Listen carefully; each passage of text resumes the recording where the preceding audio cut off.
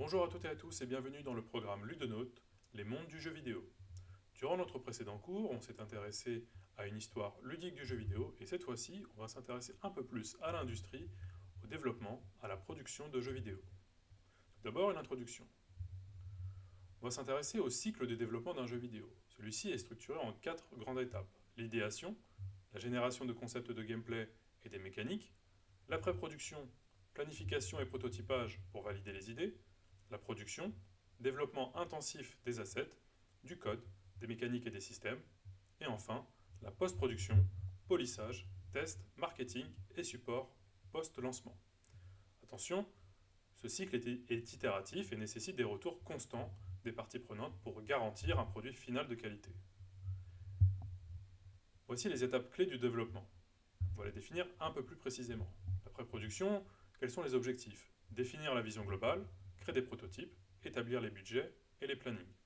Quels sont les produits livrables? Le Game Design Document qui va être essentiel, qu'on nomme aussi le GDD, et le Technical Design Document, qui est tout aussi important, qu'on nomme aussi le TDD. Dans la production, quels sont les objectifs? Création des assets, comme on l'a dit, graphisme et son, écriture du code, intégration des mécaniques et des niveaux. Les livrables sont des builds, c'est un mot-clé, un build jouable, un contenu finalisé. En post-production, quels sont les objectifs? Un QA intensif, on va voir ce que c'est par la suite. C'est pour gérer la qualité assurance, pour voir si notre jeu n'est pas buggé et comment le débugger. L'optimisation des performances et bien sûr le marketing. Quels sont les livrables? Le jeu final bien évidemment, les campagnes de communication et les contenus additionnels post-lancement. L'industrie du jeu vidéo est une industrie interdisciplinaire. C'est peut-être une des industries qui réunit toutes les autres. Le développement d'un jeu repose sur la collaboration de plusieurs équipes. Les game designers conçoivent les mécaniques de gameplay et l'expérience utilisateur. Les artistes produisent les assets visuels, les concept art, les textures, les animations. Les développeurs, eux, implémentent les mécaniques de jeu et intègrent les assets. Les producteurs coordonnent les équipes, gèrent les budgets et les délais. Les sound designers et les compositeurs créent l'environnement sonore et musical. Les testeurs QA, donc Quality Assurance, identifient les bugs et veillent à la qualité globale. Quels sont les types de production? Il y a tout d'abord les AAA.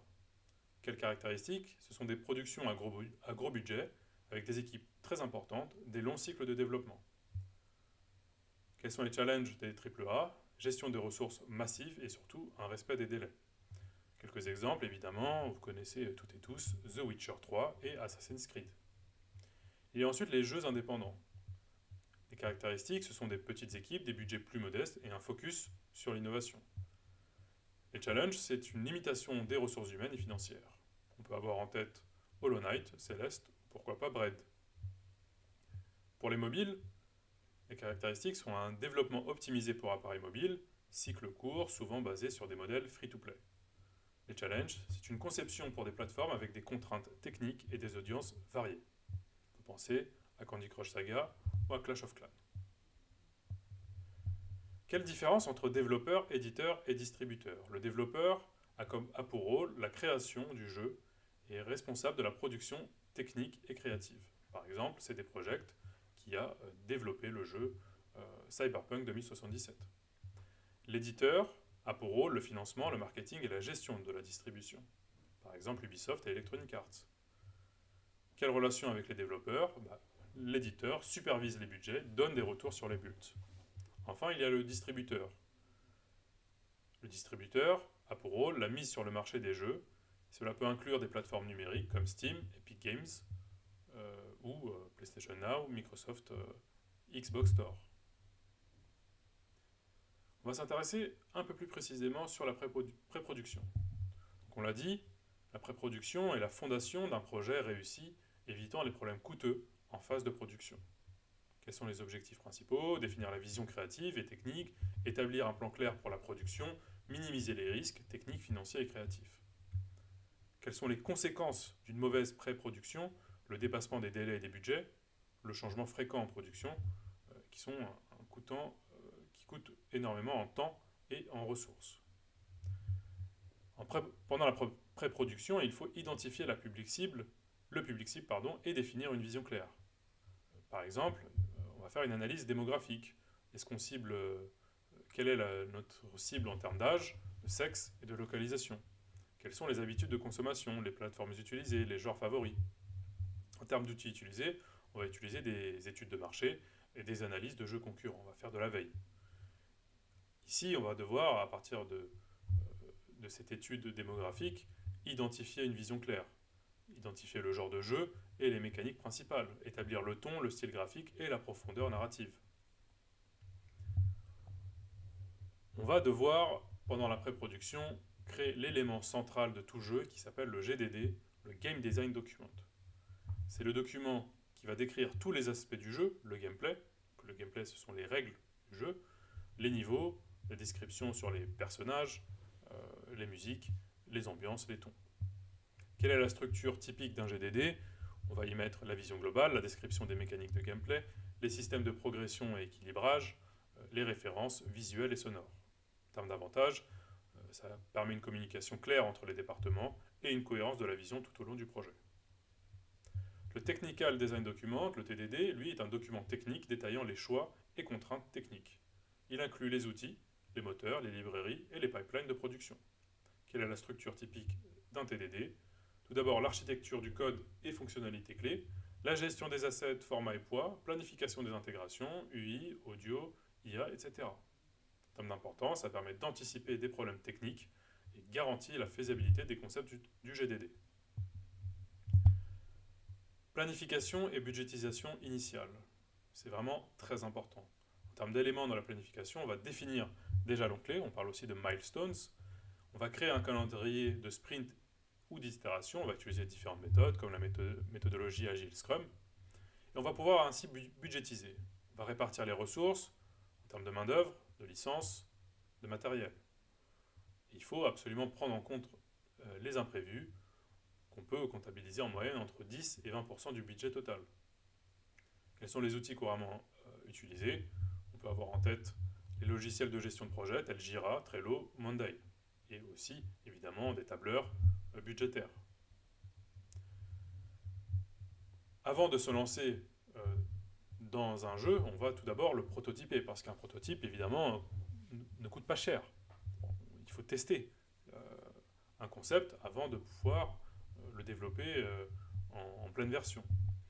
Donc ainsi, on va créer des versions simplifiées pour tester rapidement des concepts. Ça peut être tout simplement tester une mécanique, voire deux mécaniques de gameplay. Les objectifs ici sont valider les idées de gameplay, identifier les forces et faiblesses des mécaniques proposées, éviter le développement d'idées non viables. Les formats possibles, on peut prototyper sur papier pour les systèmes complexes, voire évidemment, idéalement dans le contexte d'un jeu vidéo numérique, prototyper sur un moteur de jeu choisi.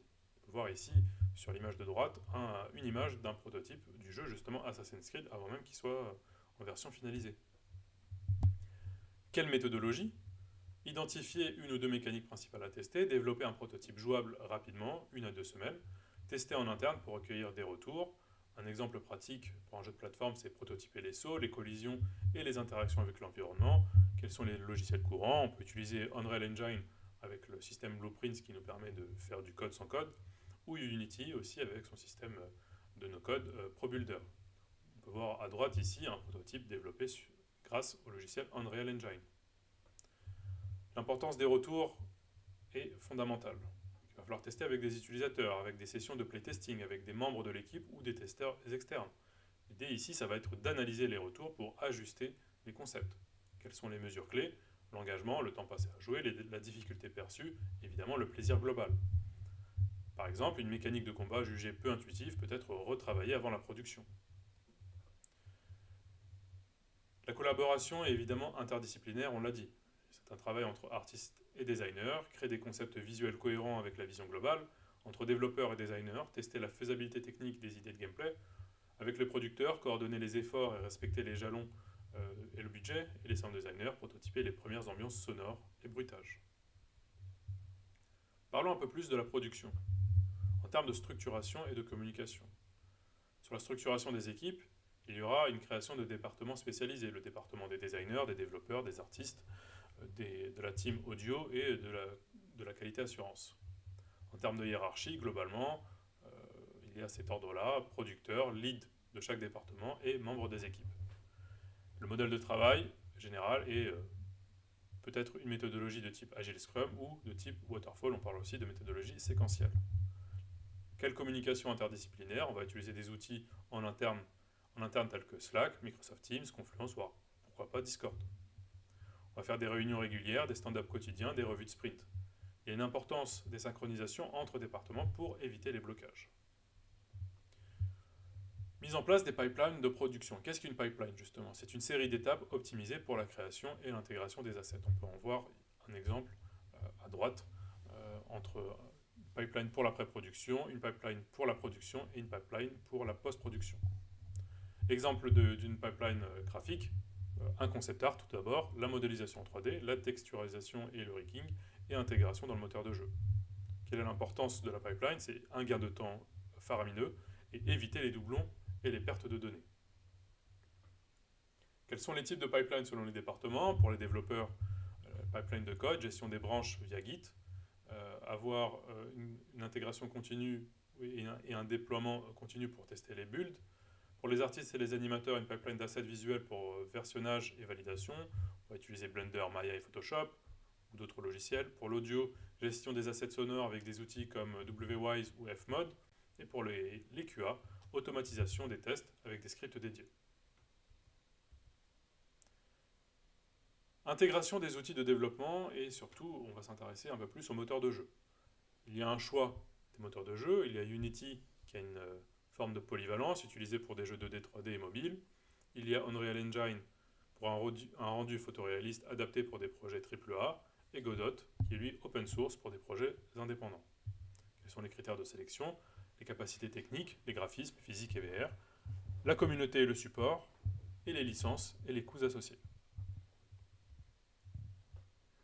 On va utiliser aussi des plugins et des logiciels tiers. On peut penser à des plugins courants tels que ShaderGraph pour Unity, création de shaders visuels personnalisés, Niagara pour Unreal Engine pour des effets de particules avancés.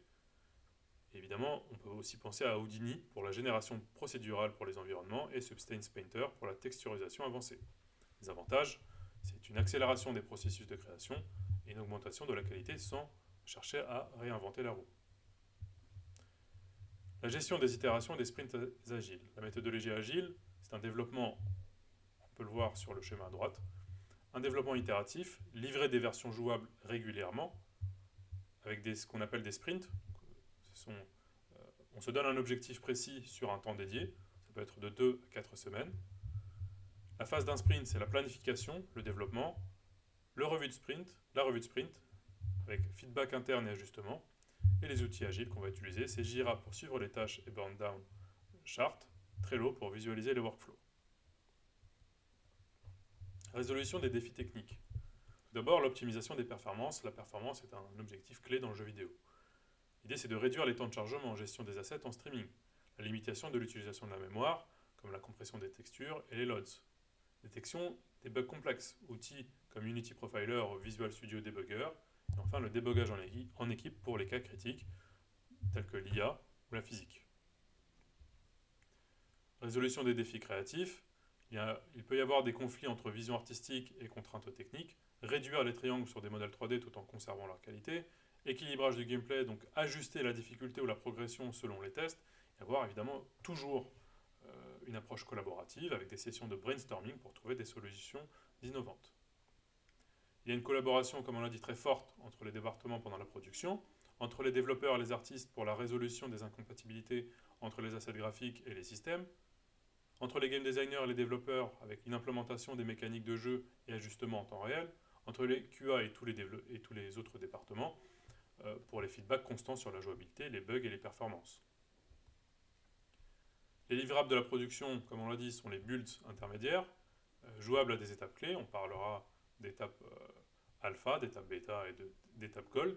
Les assets finalisés, les graphiques, sonores, mécaniques intégrés, la documentation, mise à jour des GDD et des TDD pour refléter l'état du projet et l'état d'avancement, l'évaluation de la conformité aux objectifs initiaux.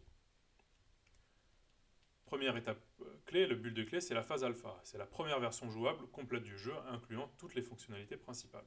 L'objectif de la phase alpha, c'est valider les systèmes de gameplay, tester les fonctionnalités majeures, mécaniques, IA et niveau, identifier les bugs critiques bloquant la progression. En termes de caractéristiques par rapport à la phase alpha, c'est un manque de polissage, On n'est pas obligé d'avoir une version finalisée, avec des graphismes non finalisés, des animations incomplètes, une performance évidemment non optimisée. Le livrable attendu, c'est une version jouable interne permettant des tests approfondis. Vient ensuite la phase bêta. C'est une version avancée du jeu, proche de l'état final, avec tous les contenus principaux intégrés. L'objectif est ici d'identifier les bugs mineurs et améliorer la stabilité. Récolter des retours des utilisateurs via des tests bêta, ouverts ou fermés. Optimiser l'équilibrage des mécaniques et de la difficulté. En termes de caractéristiques, tous les niveaux et fonctionnalités sont en place. On est quasiment à une version finalisée. Les graphismes et l'audio sont presque finalisés, les bugs et les glitches sont encore présents mais non bloquants. En termes de livrables, c'est la version destinée à un groupe élargi de testeurs ou à la presse. La phase Gold, c'est bon, le jeu, c'est la version finale du jeu qui est prête pour la distribution et le lancement public. Ici, l'objectif est de finaliser l'ensemble des assets, les mécaniques et les niveaux, garantir une performance optimale sur la plateforme cible, préparer les fichiers pour la certification des plateformes, consoles et stores. Ici, c'est le jeu complet, sans bug critique, compatible avec les politiques des distributeurs, Sony, Microsoft et Steam, préparation des masters pour fabrication, donc les copies physiques ou la distribution numérique. Et donc le livrable attendu, c'est le Master Gold, utilisé pour la mise en production. Enfin, il y a la post-production. C'est la dernière phase du cycle de développement, axée sur l'amélioration, la préparation au lancement et le suivi post-lancement. Quels sont les objectifs clés? Offrir un jeu stable et optimisé, planifier et exécuter un lancement réussi, mettre en place un support durable pour le jeu après sa sortie. Il y a la phase très importante et qu'il ne faut absolument pas sous-estimer, qui est la phase du QA. On parle aussi de playtesting et ainsi de détection de bugs. Quel est le rôle du QA, donc de la Quality Assurance, qualité assurance en français? Identifier et documenter les bugs dans tous les aspects du jeu, gameplay, interface audio. Test de régression pour s'assurer que les corrections n'introduisent pas de nouveaux problèmes. Parce que des fois, on peut avoir un bug, on le corrige, et une fois qu'on a corrigé ce bug, il va créer encore plus de bugs. Donc il faut vérifier qu'il n'y ait pas un effet néfaste de la correction elle-même. Les séances de playtesting, ce sont des tests réalisés par des joueurs externes pour évaluer l'expérience utilisateur. Il y a un focus sur la difficulté, le plaisir et la clarté des mécaniques.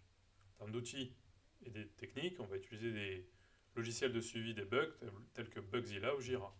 On va pouvoir automatiser les tests avec des scripts spécifiques. Quelle est la méthodologie pour la détection des bugs? Il y a différents types de tests, des tests fonctionnels, vérifier que chaque fonctionnalité fonctionne comme prévu, tout simplement. Les tests de compatibilité, s'assurer que le jeu fonctionne sur toutes les plateformes cibles. Et les tests de performance, évaluer le framerate, le temps de chargement, la consommation mémoire. Quel est le cycle de correction? Tout d'abord, la détection du bug en question, la documentation, capture vidéo, screenshot, description du bug, la correction par les développeurs, la validation par le QA. Enfin, on arrive au polissage final et à l'optimisation. L'objectif du polissage, c'est affiner les graphismes, éliminer les artefacts visuels, corriger les incohérences audio ou de narration, ajuster l'équilibrage final des mécaniques de jeu. En termes de techniques d'optimisation, il y a la compression des textures et des assets audio pour réduire la taille du jeu, l'optimisation des scripts pour améliorer le framerate, la mise en place du LOD, donc on parle aussi de level of detail, pour des performances stables sur différentes plateformes. Arrive enfin la préparation au lancement avec le marketing et la distribution. C'est le début des campagnes promotionnelles, des trailers, des interviews, de tout ce qui va se produire en termes de communication sur les réseaux sociaux. Collaboration avec les influenceurs et les streamers, organisation d'événements de pré-lancement, démo, preview avec la presse. En termes de distribution, certification auprès des plateformes, PlayStation, Xbox, Nintendo, préparation des fichiers pour les stores numériques, Steam ou Epic Games, production de copies physiques, des disques ou des cartouches pour Nintendo. On va lancer ensuite une stratégie pour un lancement réussi. Choix de la date de lancement, éviter là évidemment la concurrence avec d'autres grands titres, planifier les périodes de haute activité, les fêtes et les vacances. Il va falloir gérer aussi les précommandes, offrir des bonus pour encourager les ventes anticipées. En termes de support au lancement, avoir une équipe de support prête à répondre aux problèmes techniques des joueurs pour le jour J. Mise en place du support post-lancement, même un jeu qui est finalisé aura toujours des bugs comme on l'a vu avec d'autres jeux de type Assassin's Creed, etc. Donc, il faut être conscient qu'il va y avoir des bugs, espérons-les mineurs, et donc il faut avoir des patchs correctifs pour le jour J. L'idée ici est de corriger les bugs non détectés avant la sortie, améliorer les performances sur base des retours de joueurs, et ensuite préparer les DLC et les extensions, ajouter du contenu pour maintenir l'engagement, les niveaux, les personnages, les objets, offrir des mises à jour gratuites et payantes selon le modèle économique, et avoir un community management solide avec une interaction avec la communauté pour comprendre leurs besoins et leurs attentes. Quels sont les modèles économiques du post-lancement? Soit c'est un jeu premium, ajout sous forme de DLC ou d'extension payante. Ça peut être un modèle free-to-play avec une monétisation via des microtransactions pour des cosmétiques, des skins, ou un live service avec des mises à jour régulières, saisons, événements pour conserver une base de joueurs active. Arrive enfin le post-mortem, le projet est terminé, et donc on se lance sur le post-mortem. Qu'est-ce que le post-mortem? C'est une réunion d'évaluation après la fin de projet. L'objectif est d'apprendre des succès et des erreurs pour les futurs projets. La question clé qu'on se pose, c'est qu'est-ce qui a bien fonctionné, qu'est-ce qui aurait pu être amélioré sur le processus de développement, les attentes du public ont-elles été satisfaites? Le livrable final est un rapport récapitulatif distribué à toutes les équipes. Quels sont les outils pour les post-mortem? Tout d'abord des outils de feedback, des formulaires internes pour accueillir l'opinion des membres de l'équipe, des retours des joueurs via forums, réseaux sociaux et plateformes comme Steam. Il y a des métriques à analyser comme le nombre de ventes et les joueurs actifs, l'avis des critiques et les scores métacritiques, les bugs signalés post-lancement et résolution. Ici, l'idée est de s'assurer que les leçons apprises influencent positivement les futurs projets. On va s'intéresser à tous les départements dans l'industrie du jeu vidéo pour que vous fassiez une image la plus claire possible du paysage vidéoludique. On va s'intéresser évidemment dans un premier temps, parce que c'est le rôle de cette formation, au département des designers, et plus précisément des game designers, avec toutes les variantes du game designer. Les game designers conçoivent l'expérience de jeu en définissant les mécaniques, les règles et l'interaction utilisateur. Les responsabilités principales sont d'élaborer le gameplay et les systèmes de jeu, assurer l'équilibrage et la progression du jeu, collaborer avec les autres départements pour une intégration harmonieuse. En termes d'importance, c'est eux qui garantissent une expérience engageante et cohérente pour le joueur. On peut voir ici à droite une série de game designers célèbres, commençant par la gauche avec Gabe Newell, Shigeru Miyamoto, Ken Levine, Tim Schafer et Hideo Kojima. Entre autres, on a ici du BioShock, du Metal Gear, du Mario et du Zelda. Donc c'est des game designers qui ont une importance vidéoludique très importante. Quels sont les sous-domaines du game design? Il y a tout d'abord le core game designer qui est là pour développer les mécaniques de base et le système de jeu. Il y a le level designer qui conçoit les niveaux de jeu. Le narrative designer conçoit l'histoire, les dialogues et le développement des personnages. Le world builder crée l'univers, les environnements et les lores du jeu. L'économic game designer va gérer les systèmes économiques et les microtransactions. Le rational game designer analyse les données de jeu pour optimiser l'expérience utilisateur. Et enfin, l'UX game designer conçoit les interfaces utilisateurs et optimise l'expérience de navigation. On va s'intéresser un peu plus précisément à chacun de ces sous-domaines. Donc le core game designer, il conçoit les mécaniques fondamentales du jeu, combat, exploration et progression. Il va équilibrer les systèmes pour assurer une difficulté adéquate. Quelles sont les compétences clés du core game designer? Une compréhension approfondie des dynamiques de jeu, une capacité à prototyper et tester rapidement les idées. On peut avoir en exemple un développement de systèmes de combat basé sur les compétences et les équipements. Sur le petit dessin qu'on a à droite, on a une boucle de gameplay qui est basée sur l'action, la récompense et l'investissement, qui est assez classique dans le domaine du jeu. Le level designer, il va structurer les environnements pour optimiser les interactions joueurs, créer des niveaux favorisant exploration, défis et progression. Quelles sont les étapes? D'abord un blocage, prototypage rapide avec des formes simples, une itération, ajustement basé sur les feedbacks, une finalisation, ajout des assets graphiques et optimisation. Par exemple, la conception d'un niveau linéaire pour un FPS avec des zones ouvertes et des combats stratégiques. Le narrative designer, il va développer l'intrigue, les personnages et le dialogue, comme on l'a dit. Il va intégrer la narration mécanique du jeu. Il travaille justement à une collaboration efficace entre les mécaniques de jeu et l'histoire. Quelles sont les compétences clés? L'écriture créative, la connaissance des techniques narratives et interactives et l'écriture de dialogue. Par ailleurs, je vous rappelle que dans le cours lié à l'écriture de jeux vidéo, donc ScriptNote, vous pouvez vous intéresser à ce domaine-là si ça vous intéresse. Ici, c'est le cours en lien avec le game design, mais vous pouvez combiner la formation Scriptonaut avec la formation Ludonaut pour avoir les doubles compétences d'écriture et de conception de jeux vidéo. Par exemple, ici, il va pouvoir créer des quêtes secondaires qui vont enrichir l'histoire principale. On voit sur la droite l'arborescence narrative du jeu Detroit Become Human, où il y a la possibilité aux joueurs de faire des choix scénaristiques avec des fins multiples. Le world builder, il va créer des environnements immersifs et cohérents. Il va développer le lore et l'histoire de l'univers du jeu. Pareil, ce cours est encore plus développé dans le cours Scriptonaut. Quelles sont les compétences clés? La créativité et l'imagination, la connaissance des outils de création de niveau, Unreal Engine et Unity. Par exemple, une conception d'une cité futuriste avec une histoire riche et des points d'intérêt variés. On peut voir à droite une carte d'Arrakis dans l'univers de Dune, justement de Frank Herbert. L'économic game designer est là pour développer des systèmes économiques du jeu, la monnaie, l'échange, les achats intégrés. Il s'assure de la viabilité économique tout en offrant une expérience équilibrée. Quelles sont ses compétences clés? La compréhension des modèles économiques du jeu, l'analyse des comportements des joueurs.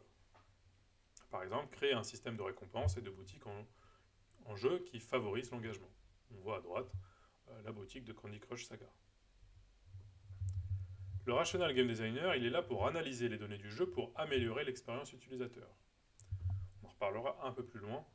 Qu'est-ce que l'expérience utilisateur? On peut se dire entre nous que l'expérience utilisateur, c'est produire le confort du joueur dans l'idée d'amplifier l'immersion vidéoludique du joueur. On va utiliser des métriques pour ajuster les mécaniques. Quelles sont les compétences clés?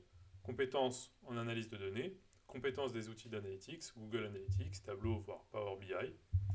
Et je vous lance aussi l'idée de vous informer sur la formation DataNote qui permet de vous former à l'analyse de données. Combiner à la fois les compétences du game designer avec les compétences du data analyst.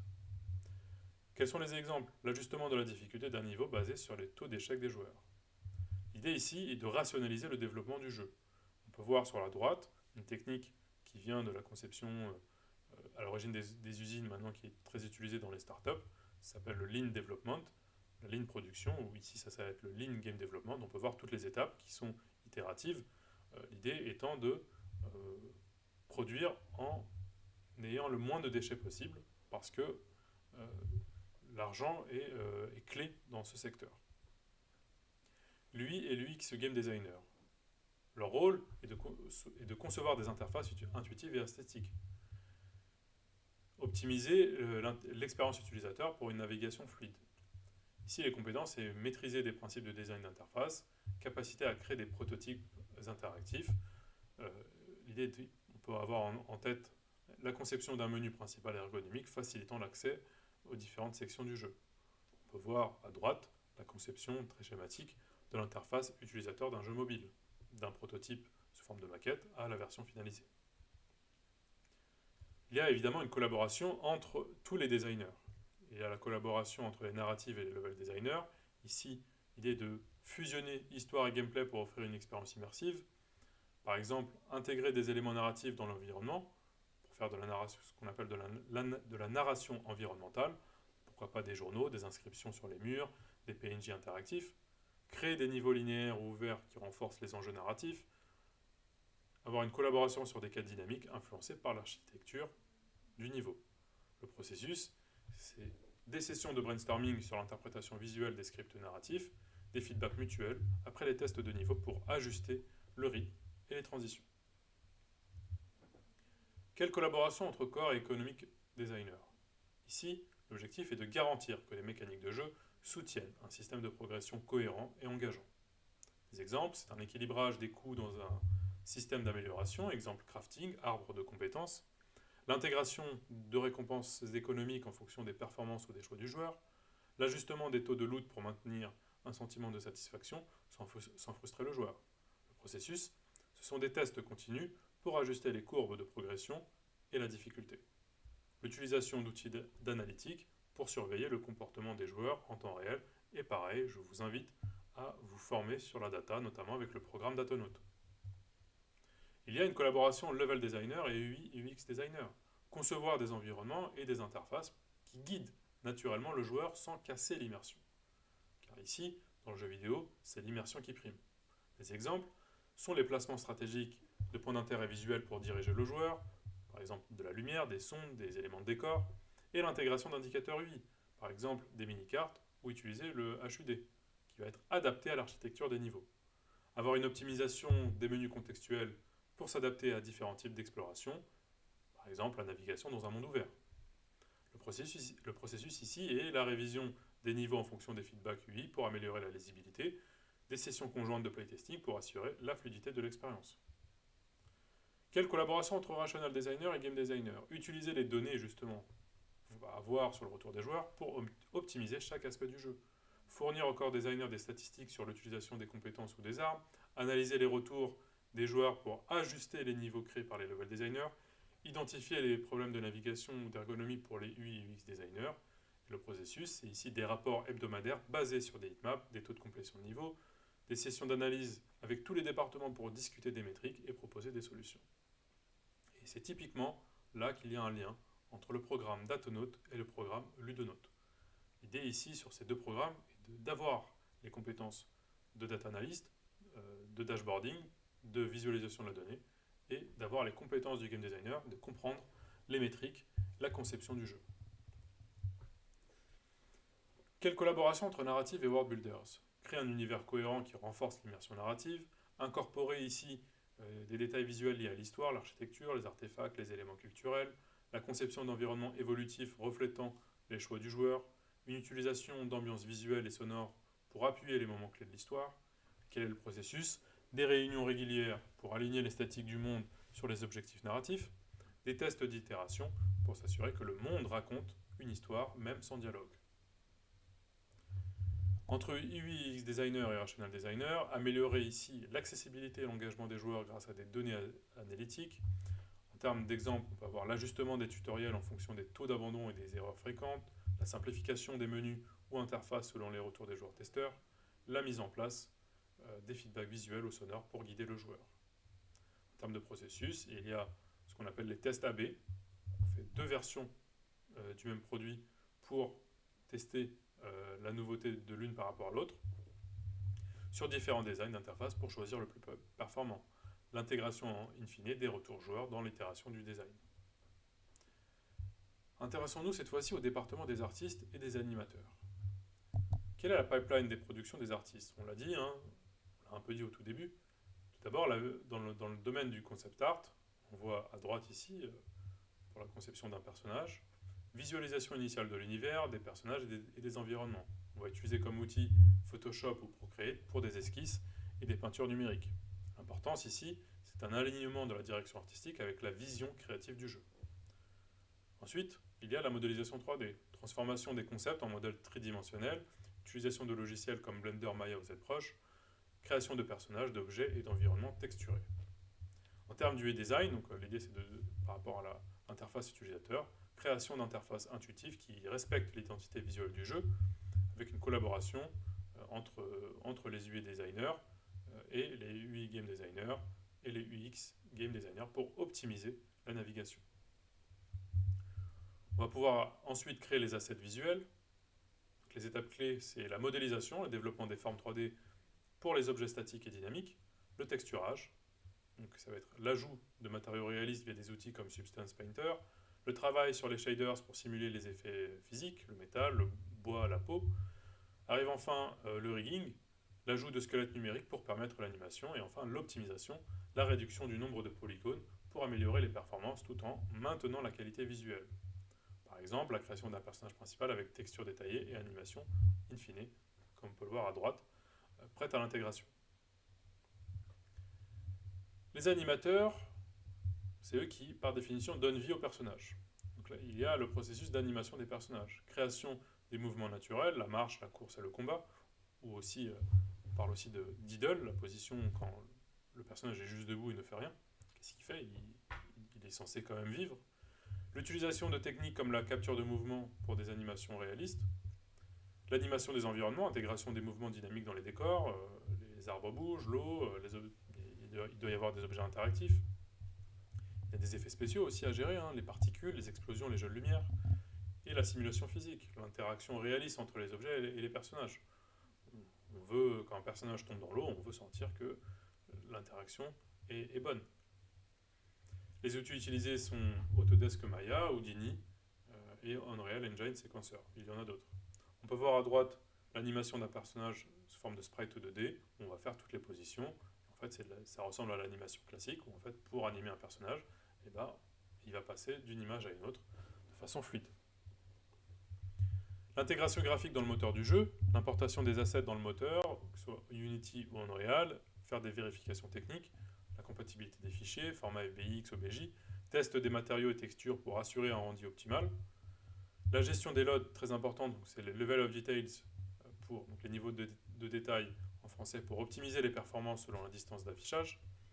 Il y a toujours une collaboration interdisciplinaire, un travail étroit avec les développeurs pour ajuster les shaders et résoudre les incompatibilités, et l'interaction avec les designers pour placer les assets dans les niveaux.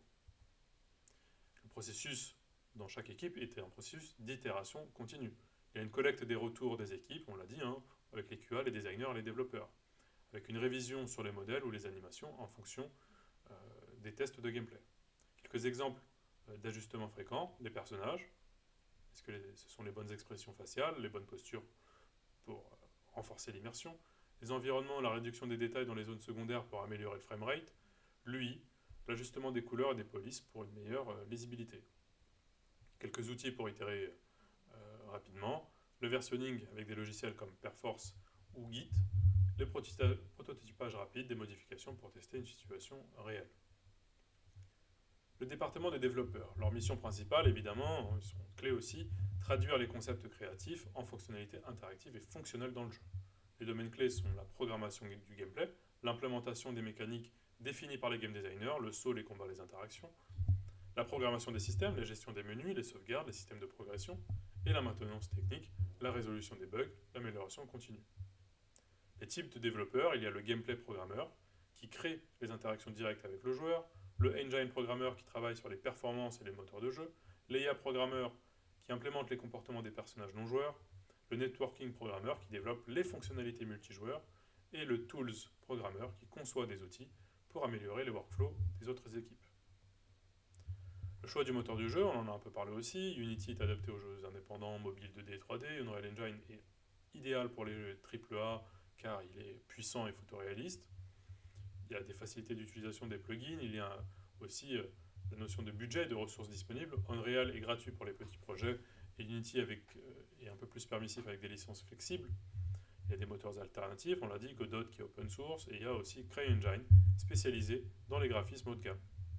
Quelques considérations techniques, il y a une compatibilité avec les outils externes, Substance et Blender, et un support des nouvelles technologies de type VR et AR, donc réalité virtuelle et réalité augmentée, et avec les nouvelles technologies de ray tracing qui rendent la photographie plus réaliste. Quelques bases techniques sur la programmation des mécaniques de jeu. Tout d'abord, il y a la fondation des mécaniques, l'implémentation des systèmes d'entrée. Est-ce qu'on joue avec un clavier, une souris, une manette, un écran tactile? Ça ne va pas être la même façon de coder. On va créer des boucles de gameplay. Par exemple, un saut, détection de l'entrée, calcul de la trajectoire, animation du personnage, et enfin un retour optique avec une vibration ou non. Gestion des événements dynamiques, les collisions et les interactions contextuelles. Quelle structure du base du code, des scripts de gameplay, des codes modulaires pour réutiliser des fonctions, des gestions des états, on parle aussi de FSM pour Finite State Machines pour contrôler les comportements complexes, par exemple l'IA d'un ennemi. Les outils utilisés, ça va être des IDE de type Visual Studio ou Rider, et les langages, ça va être C# pour Unity et C++ pour Unreal Engine. Quel développement des outils internes pour les équipes? Il y a d'abord une importance des outils personnalisés. Accélérer les workflows des artistes, des designers et des QA. Réduire la dépendance des autres départements. On va avoir des types d'outils développés, tels des éditeurs de niveau, qui vont permettre au level designer de créer et modifier des environnements sans écrire du code. On va avoir du visual scripting, par exemple Blueprint dans Unreal, c'est un système de no-code qui facilite le prototypage pour les non-programmeurs, un système de debugging pour identifier rapidement les erreurs et optimiser les performances, et un analyseur de données, suivi des comportements du joueur, avec notamment les fameux heatmaps. Par exemple, un éditeur d'animation personnalisé qui connecte directement les animations des artistes au comportement des IA. L'optimisation des performances est essentielle. Pourquoi ? Parce qu'elle assure une expérience fluide, même sur des configurations matérielles limitées. Elle réduit le temps de chargement et les plantages. Quelle méthode d'optimisation ? Tout d'abord la gestion de la mémoire, compression des textures, chargement des assets en streaming pour éviter d'épuiser la mémoire vive, l'amélioration du framerate, réduction des draw calls via le batching, gestion efficace des levels of details, utilisation de techniques d'occlusion culling pour ne rendre que les objets visibles, le profilage, analyse des goulets d'étranglement avec des outils comme Pix et RenderDoc. Par exemple, une optimisation réussie permet de maintenir un framerate constant de 60 fps, donc 60 images par seconde, sur des consoles et des PC milieu de gamme. La collaboration des développeurs avec les autres départements est évidemment essentielle. Tout d'abord avec les game designers, l'implémentation des mécaniques conçues sur papier en fonctionnalité jouable, le feedback technique sur la faisabilité des idées de gameplay.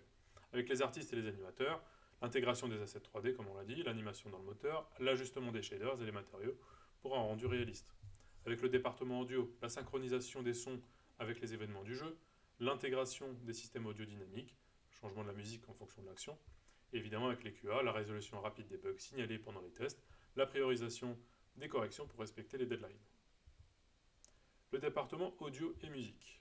Tout d'abord, il y a le département des sound designers. Les sound designers créent, capturent et manipulent les sons nécessaires au jeu. Tout d'abord, les effets sonores, les bruits d'impact, les environnements, pluie, vent, feu, etc. Et le mouvement des personnages. Quand un personnage bouge, il fait du bruit. Les ambiances sonores, sons de fond qui émergent le joueur dans l'univers, la ville, la forêt, l'espace.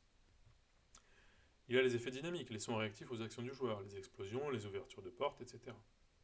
Les outils utilisés sont Pro Tools, Audacity, SoundForge et des bibliothèques sonores comme Boom Library.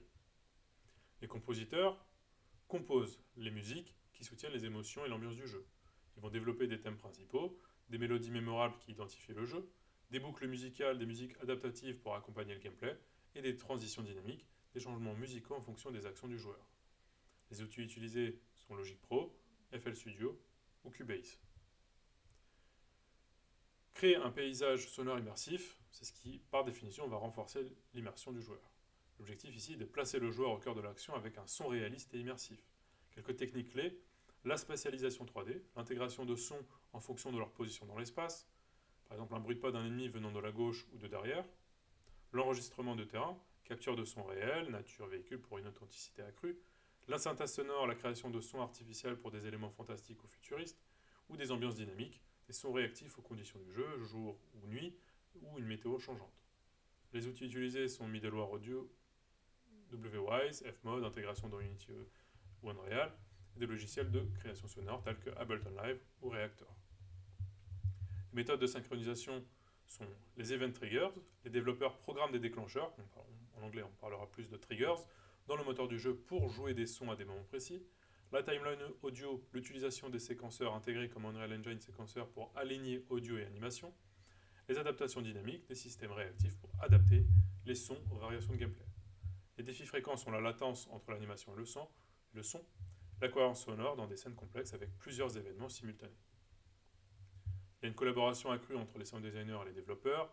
C'est un travail conjoint. Les sound designers créent les fichiers audio en respectant les spécifications techniques. Les développeurs intègrent ces fichiers dans le moteur du jeu en utilisant des middlewares comme WWise ou Fmode. Les étapes de collaboration sont le prototypage audio, tester rapidement des sons pour évaluer leur impact. Ensuite, il vient l'optimisation technique, compression des fichiers audio pour réduire leur taille sans sacrifier la qualité. Les tests d'intégration, la vérification en temps réel pour s'assurer que le son fonctionne comme prévu, le timing, la spatialisation, le volume, etc. Les outils collaboratifs sont des logiciels de versionning tels que Perforce ou Git pour coordonner les modifications. La communication active via des plateformes comme Slack et Trello. Le département assurance qualité ou quality assurance en anglais. Quel est leur rôle ? Leur mission principale est d'identifier, signaler et suivre les problèmes qui pourraient affecter l'expérience du joueur. Garantir que le jeu respecte les standards de qualité technique et artistique. Les domaines d'intervention sont des tests fonctionnels, vérifier le bon fonctionnement des mécaniques et des fonctionnalités, on l'a dit, tests de compatibilité et les tests d'expérience utilisateur, identifier les points de friction dans l'interface ou le gameplay. Les méthodologies de test, il y a d'abord des tests manuels, avec comme description Les tests jouent au jeu comme des utilisateurs finaux pour détecter les problèmes. En termes d'exemple, la vérification des mécaniques de gameplay, l'exploration d'environnement pour trouver des erreurs de collision ou des éléments manquants. Et les avantages sont une adaptabilité à des situations imprévues, identification des problèmes liés à l'expérience utilisateur. Ensuite vient les tests automatisés. Les scripts exécutés pour tester des fonctions spécifiques ou des scénarios répétitifs. Par exemple des tests de sauvegarde automatique, des validations de scripts IA dans des simulations complexes. Les avantages ici sont des gains de temps sur les tâches répétitives avec une détection rapide des régressions. Il y a après ce qu'on appelle le stress test. Le stress test est l'idée de pousser le jeu et ses systèmes à leurs limites pour identifier les points de rupture. Ici, l'idée est de tester les performances dans des environnements multijoueurs avec des centaines de connexions simultanées pour voir est-ce que le serveur tient. Simuler des scénarios où le joueur déclenche plusieurs événements en même temps. L'objectif ici est évidemment de garantir la stabilité sous des conditions extrêmes. Le processus de détection des bugs. Tout d'abord, il y a l'exploration ciblée. Les testeurs suivent des scénarios définis ou explorent librement pour trouver des problèmes. Les tests basés sur des données. L'utilisation de logs et d'analyses pour identifier les zones problématiques.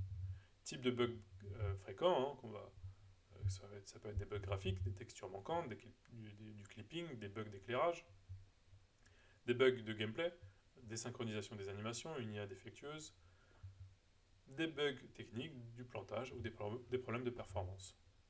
Les étapes de résolution sont la priorisation, les bugs critiques, on parle aussi de game breaking, sont traités en priorité. La correction, les développeurs travaillent sur des correctifs, la validation, les équipes QA revérifient pour s'assurer que le bug ait été résolu sans introduire de nouveaux problèmes.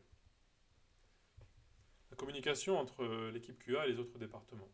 Le processus de communication est typique. Il y a d'abord la détection, les testeurs identifient un bug et le documentent dans un système de suivi. Le signalement, le bug est classé par priorité, bug critique, majeur, mineur, et est assigné au département concerné. Il y a le suivi, les développeurs corrigent le bug, puis le renvoient au QA pour validation. La réintégration, une fois validé, le correctif est intégré dans le jeu final.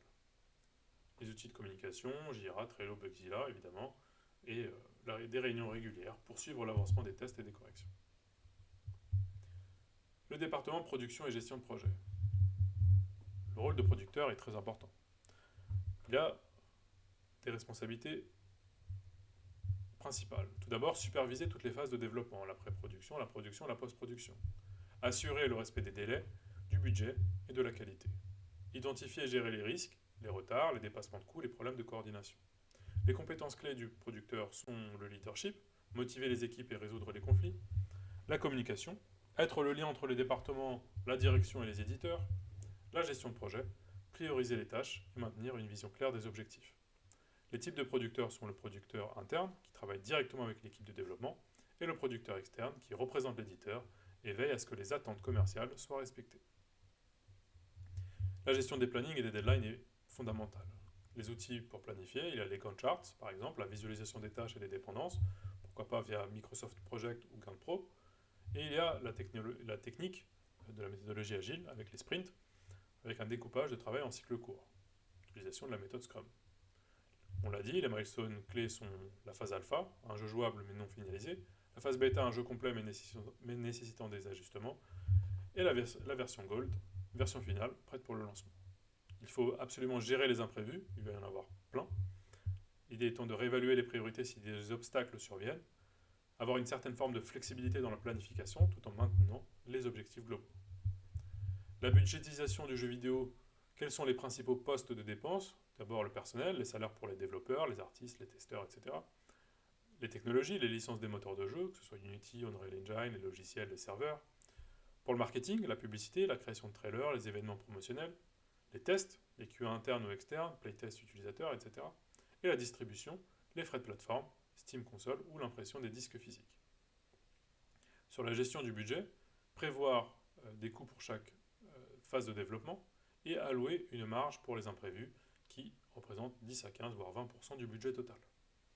Les problèmes fréquents et les ajustements sont les dépassements de budget en cas de retard, la réduction des fonctionnalités ou ajustements pour rester dans les limites budgétaires.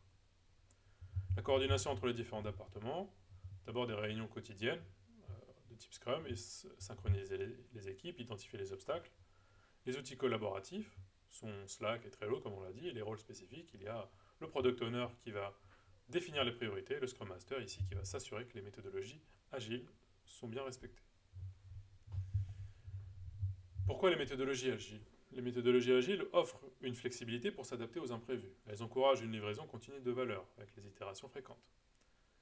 Il y a d'abord les sprints, comme on l'a dit, des cycles courts, 1 à 4 semaines avec des objectifs précis, avec une livraison d'une version jouable à la fin de chaque sprint. Il y a un suivi des tâches, on parle aussi de backlogs, ce sont des listes priorisées des tâches avec des fonctionnalités à développer. Il y a des rétrospectives, des réunions chaque fin de semaine pour analyser ce qui a bien fonctionné et ce qui peut être amélioré. Voilà, ce cours est terminé et je vous dis à tout de suite pour un nouveau cours.